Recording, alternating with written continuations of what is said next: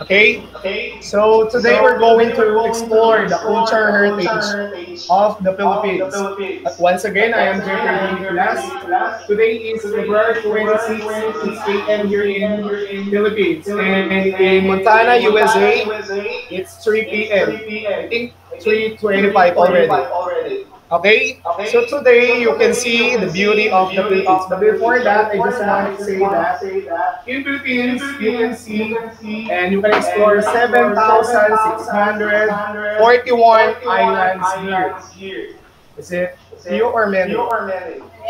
Great, so many islands here in Philippines.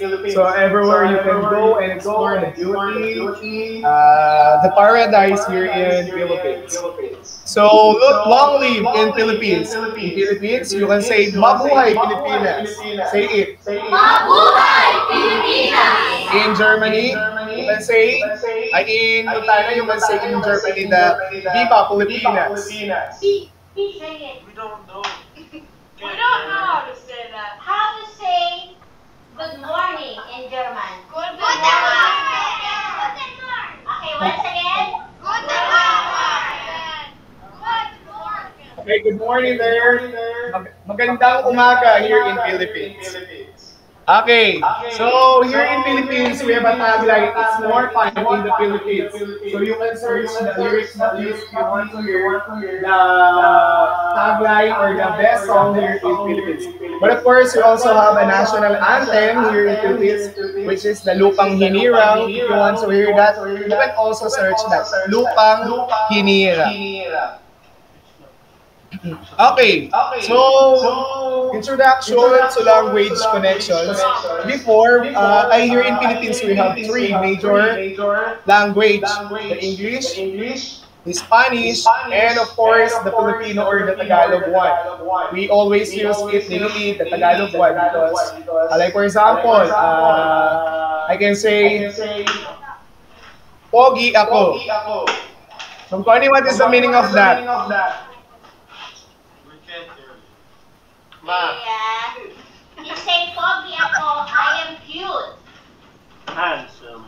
I am handsome. Pogi ako. Pogi ako. For girls, if you are a female or girls, you can say, maganda. Robert. Okay, say girls. For the girls, maganda ako. I don't know. It says I am beautiful. I don't know. Franciscana, how do you say I am lying? You're lying. Oh my.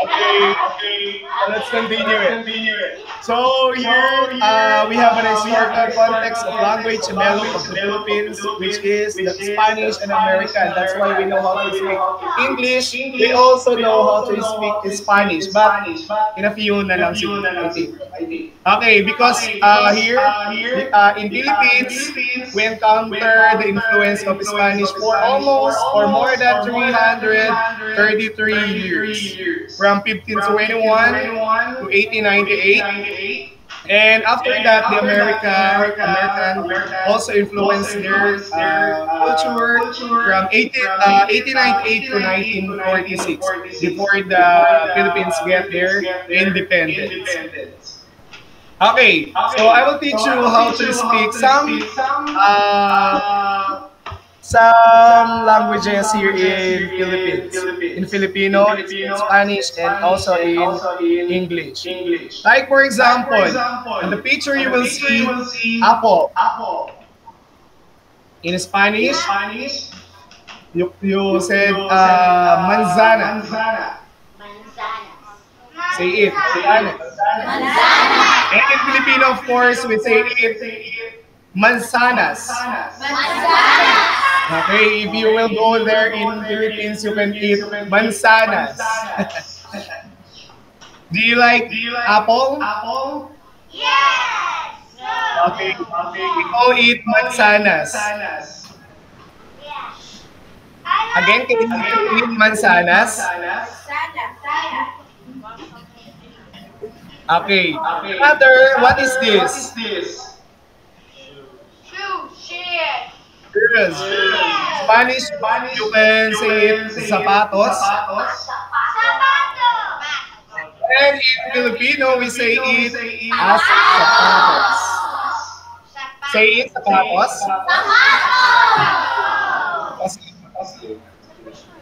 Okay. Another one is on the picture is you will see a horse. Maybe is it a stallion? In Spanish, you said caballo. And in Filipino, we call it caballo. Say it, caballo. Caballo. Okay, another is onion. You said in Spanish, cebola. In Filipino, we say it sibuyas. Sibuyas.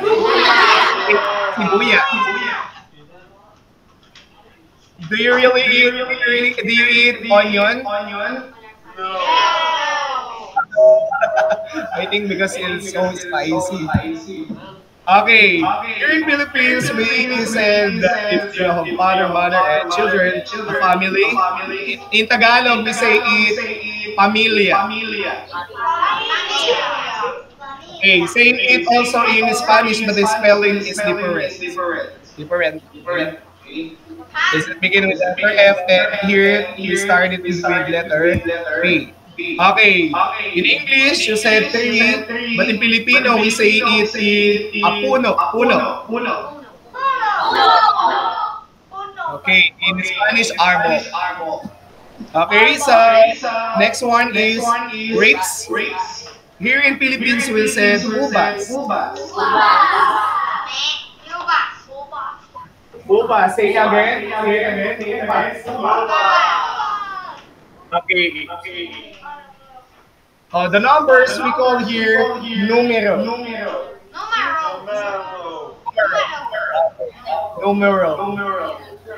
But it's okay. It's not important the accent. Okay. Next one is school. We said here is in Philippines paaralan.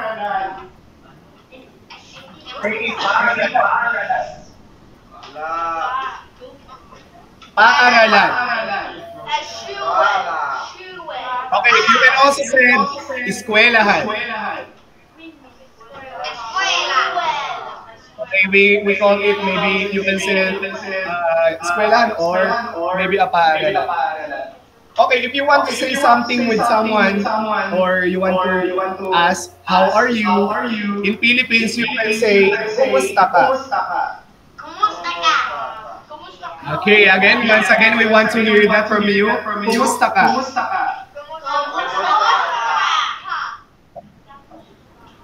Sabihin nyo naman, okay lang kami. Okay, they will answer you, okay lang kami, meaning we're okay. Okay, so let's understand Philippine flag. So here in Philippines, we have the symbol in our flag. So of course, the components and its meaning. When you see the flag of the Philippines, you can see first the sun, the golden sun. The golden sun means unity and freedom. What is the meaning of that? Unity and freedom. Tagalog, kapayapaan. Okay. So if you will notice, the sun have 8 rays.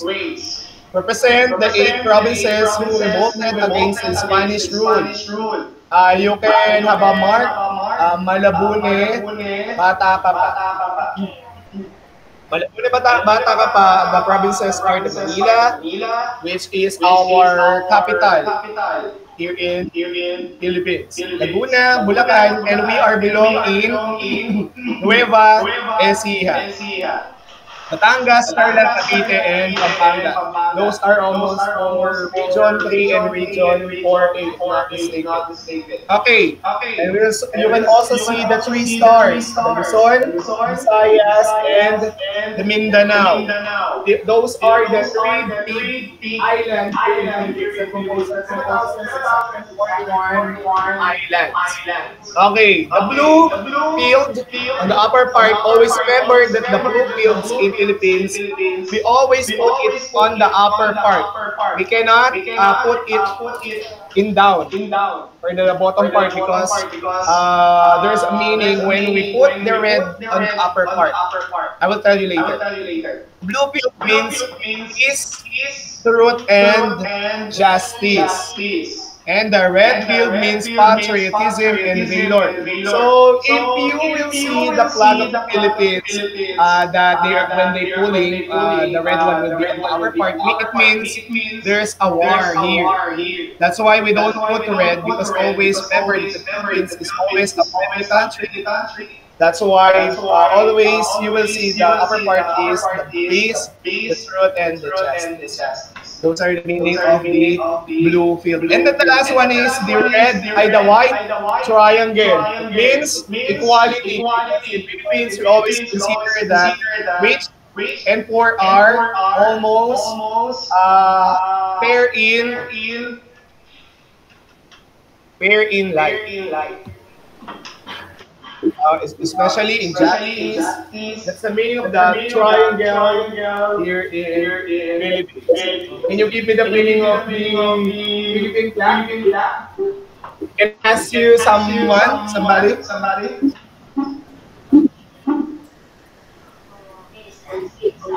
Okay. Can I ask you?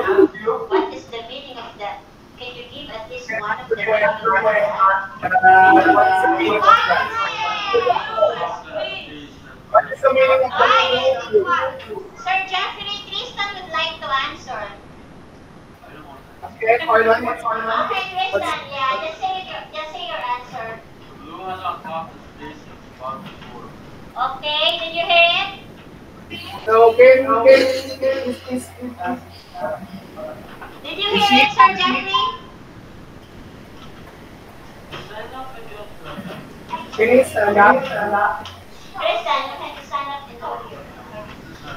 It's okay. Say it loud. If the red is on top, it's four. Okay. He said if the red is on top, meaning it's war. That's mine. The blue. How about the blue? He said it's peace. Okay, very good. Can you give them a clap?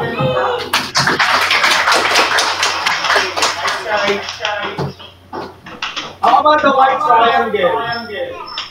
Oh, he is asking about the white. Oh, Laura will answer. What is your answer, Laura? Quality. I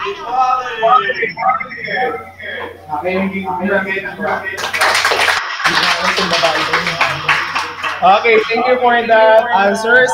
And now we will have an activity that focusing about the flag of the Philippines. Make your own flag. Color a blank Philippine flag template. Label each component and write the meaning of each symbol if you remember. And share your flag with your classmates. And give a prize. Yes, I'll give them the sheet, Sir Jeffrey, okay? Okay. So here's your template. Please see. So it's a blank template and try to color it as fast as you. Okay. The same way it's up there. Yeah, can we start, Sir Jeffrey? I heard start. Okay. We have to start.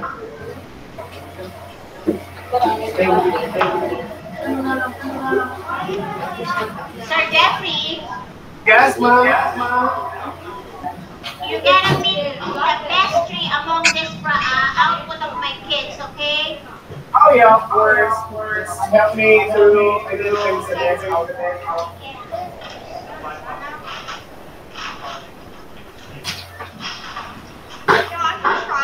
I am telling you, Sir Jeffrey is the coach in poster making in the Philippines, so he knows how to judge them.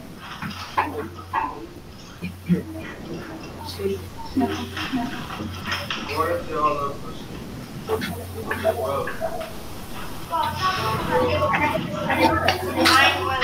I just If you see various of those, that's right meaning and now to your question.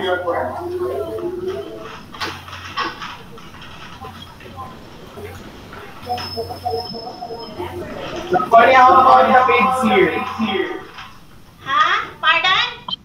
Are you going to give rewards left to the students here? Oh I'm yeah, giving them oh, rewards. meron daw kayo rewards. I think so. Is it a cloud nine? No, they call sneakers. Sneaker chocolate. How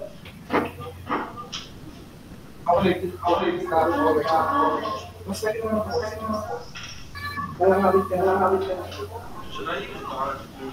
Yeah. I At should least.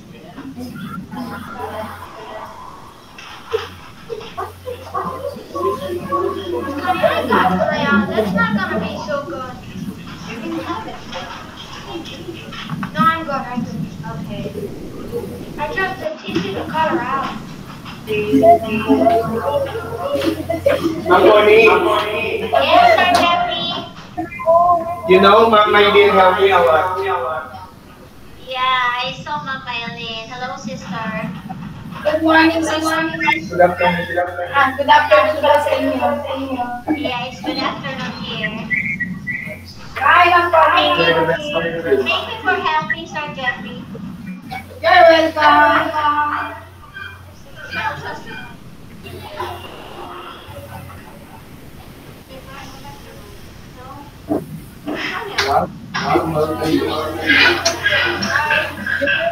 Dark blue?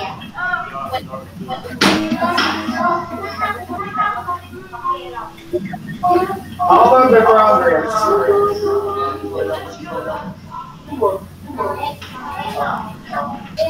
I really like coloring.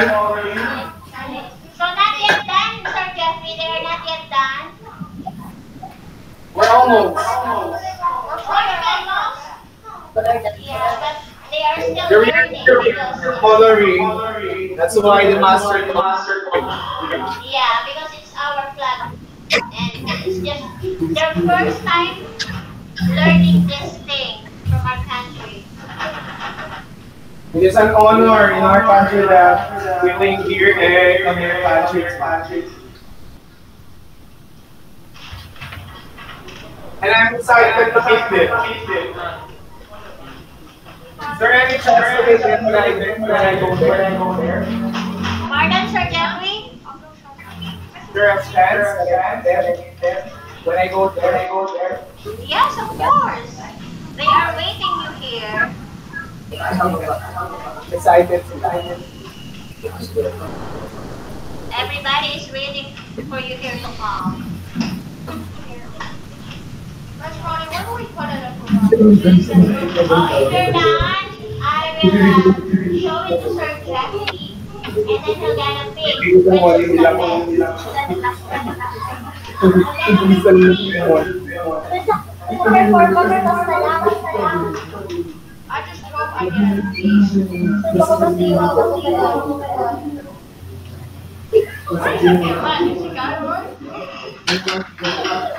hope I at least get first. Are you okay? Nope.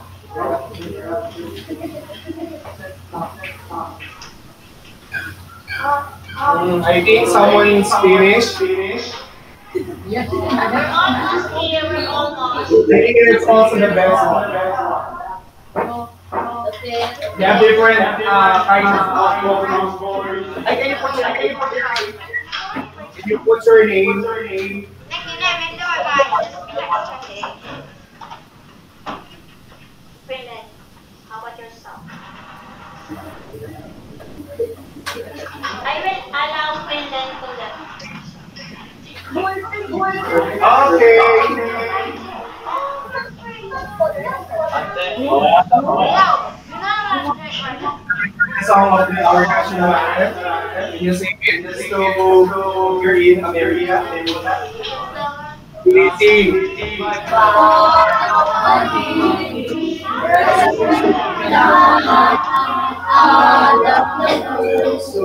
Sabi ni Hoy buhay, huwag ka nang mag-iingat sa manulog. Di ka masisi sa dagat at lubog sa sipin. Sa langit mo'y tumaw, may nilagang nakakatawid sa kanyang pinamahal. Ang watang ay tabi at nananatinig. Ang bituin ay natatiyakay at hindi nagtitigil. Lupa ng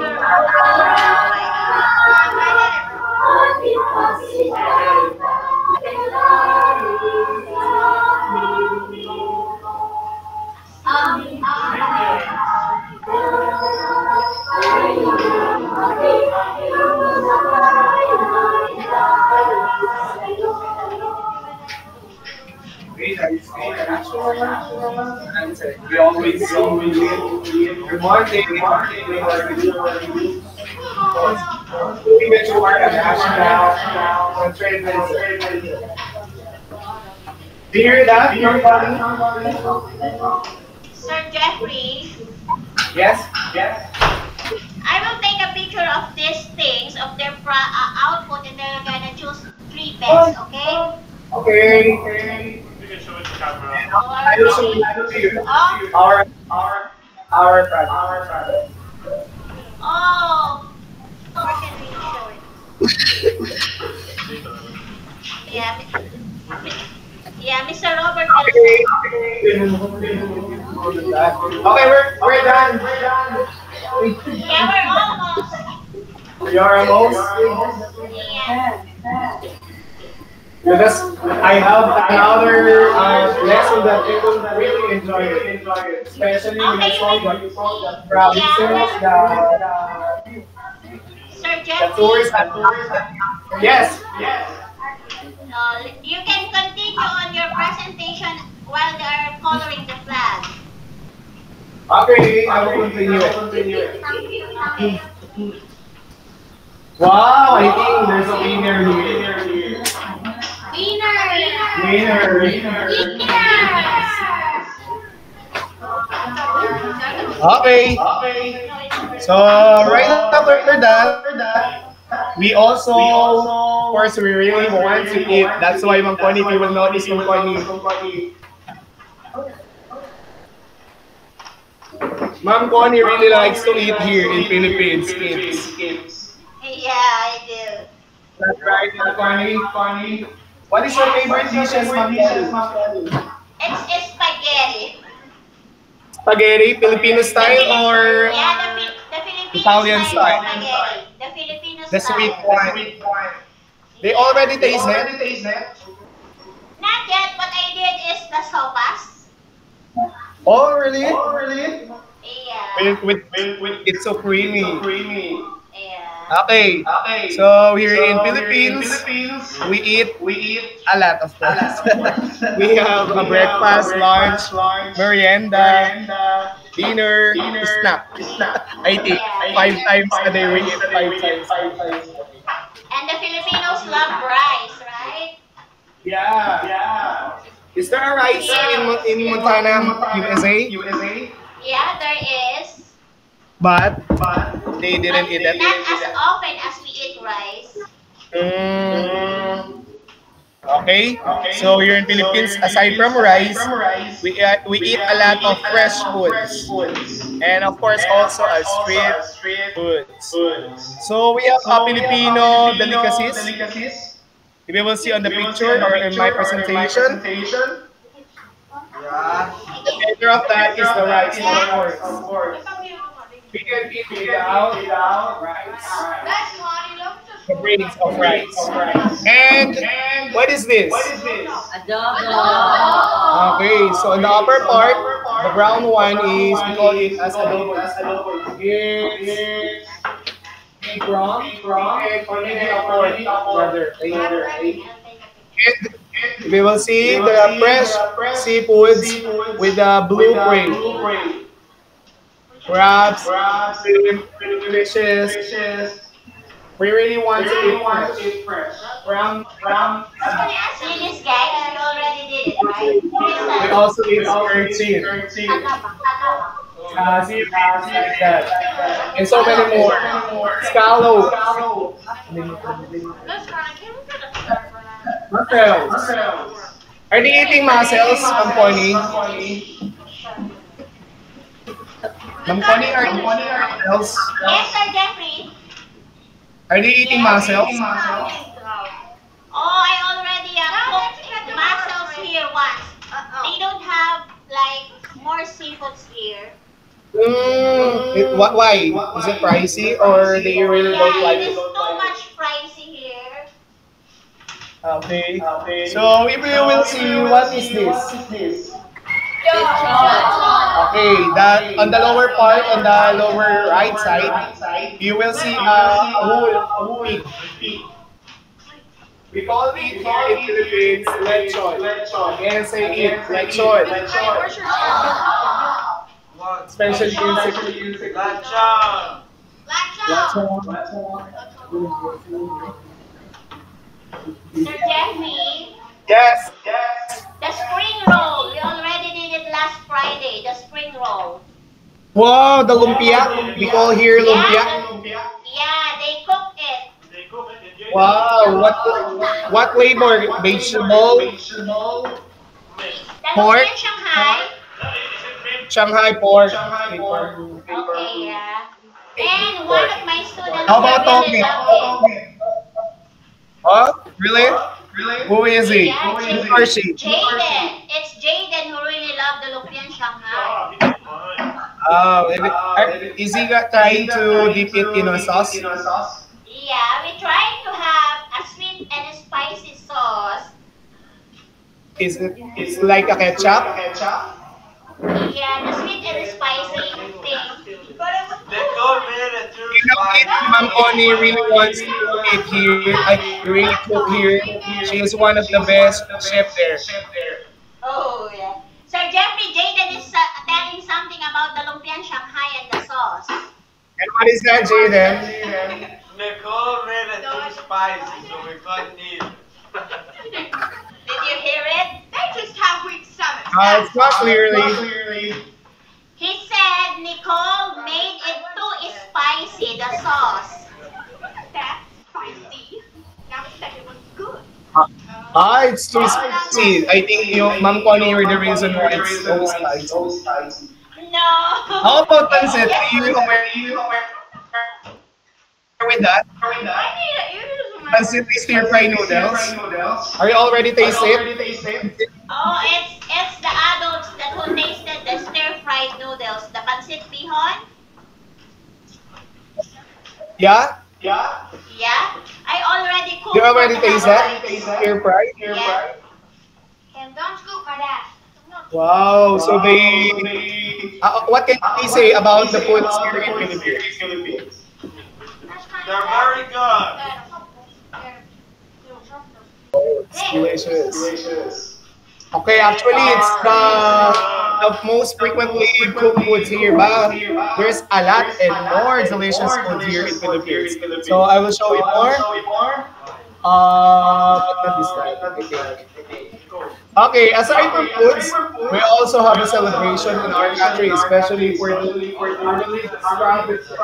Like for example, the first one is the celebration of Santo Niño Festival, maybe in Davao, Cebu, and the Ati-Atihan Festival in Aklan, and also the Gigantes Festival in Rizal, and so many more, of course. They always show that the believing in Jesus is Christ.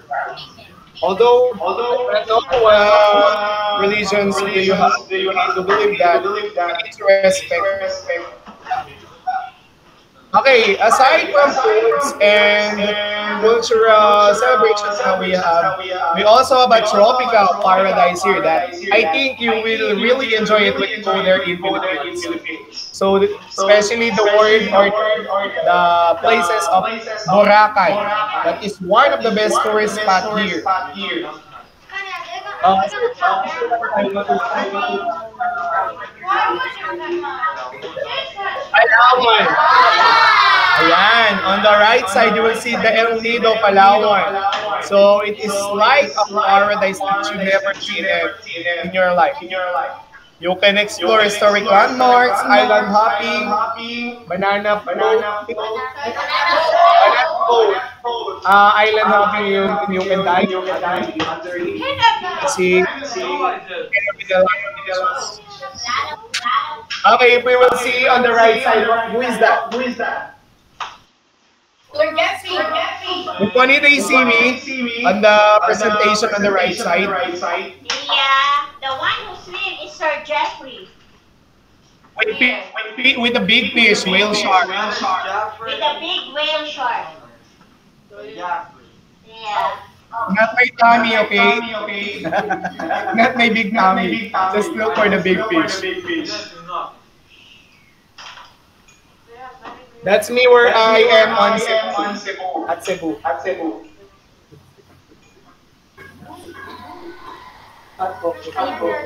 Okay. Because here in Philippines, you can really enjoy the weather. You don't need to wear a jacket because it's too hot here. The weather temperature here is, I think, from 30 to 40 degrees Celsius. So you can wear sleeveless or somewhere that's something that you can be. Sir Jeffrey, may I interrupt you? Yes. They are not used to degree Celsius, they are used to degree Fahrenheit. Can you multiply it ng point? Can you convert it?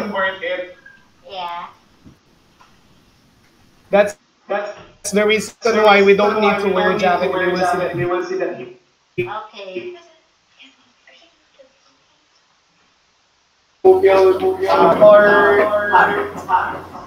Is it hot or here? Because we don't have any snow.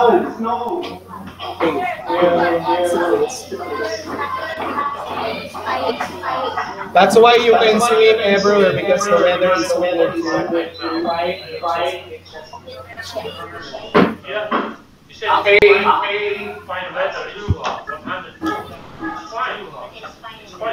And also, if you are going here in Manila or in Philippines, you can see the Rizal Park. That's me, the one who's wearing a hot top. Because Rizal or Dr. Rizal, Jose Rizal is our national hero here. He studied different languages like Spanish, English, or Tagalog. He is recognized as a real become an expert in Philippines because he tried to revolt with other like Spanish to get the freedom of all Philippines. Dr. Jose Rizal honoring pivotal role in Philippine history and advocating for national identity and freedom. And also, if you want to go there, you can see the perfect mountain that is like a perfect symmetrical cone in Mount Mayon. This is one of the most popular mountain in the world because of this perfect symmetrical cone. It is a volcano. It is an active volcano that produces lava. Coming from inside of the mountain, the volcano, magma. Okay, we also have a Manila Cathedral.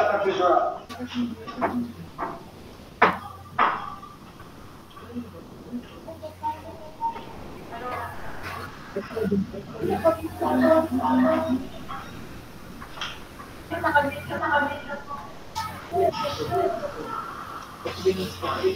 is negative 47, negative 47. That's how cool it got here. That was a cool.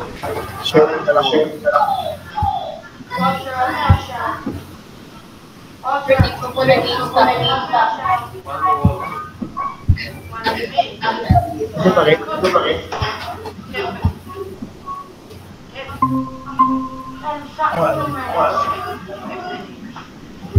Okay. You can also see a Maria Cristina Falls here. One of the vital sources of hydroelectric power. It is one of a big falls here in Philippines. It has, for its breathtaking beauty and serves as a vital source for hydroelectric power. Ma'am Connie, did you see my presentation? Pardon, Sir Jeffrey? Pardon, what Do you is see my it? presentation? Yeah, I Do you see my still presentation? Yeah. Okay. And, okay, that's it. If you want to go there, you will see those paradise or tropical paradise here in the Philippines. Especially, you will also eat a lot of special Filipino delicacies.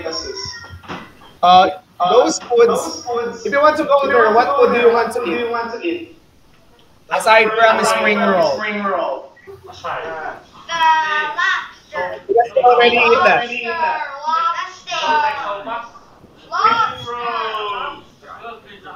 Spring roll again. We have different flavor of the spring roll here. You can also eat vegetables, fish, toge. How about the lechon? Oh, they have The lechon is one of the best food here. Yeah. That's what you had. It's not roasted. I didn't know that.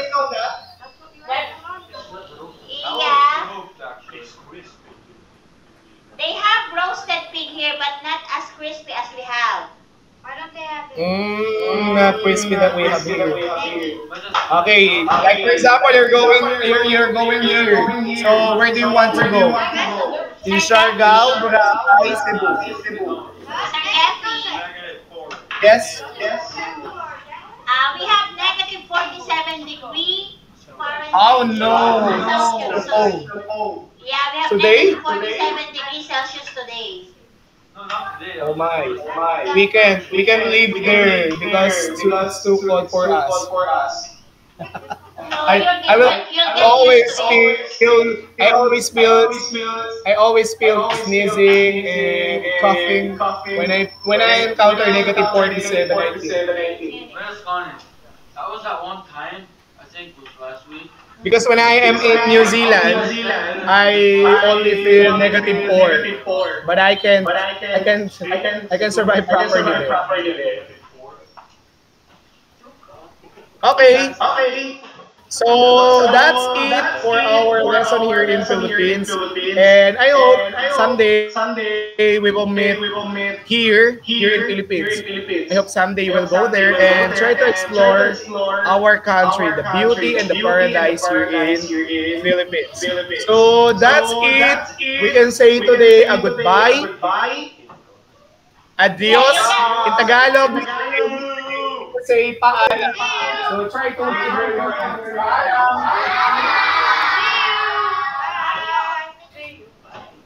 Thank you for joining me in this unforgettable experience or adventure. So maraming salamat in Tagalog. Muchas gracias. Maraming salamat means thank you.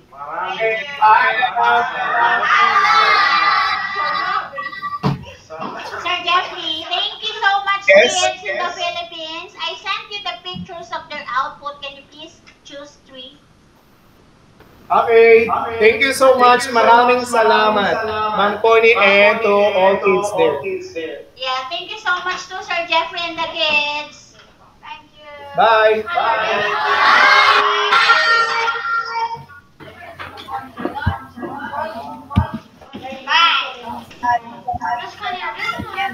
Open screen.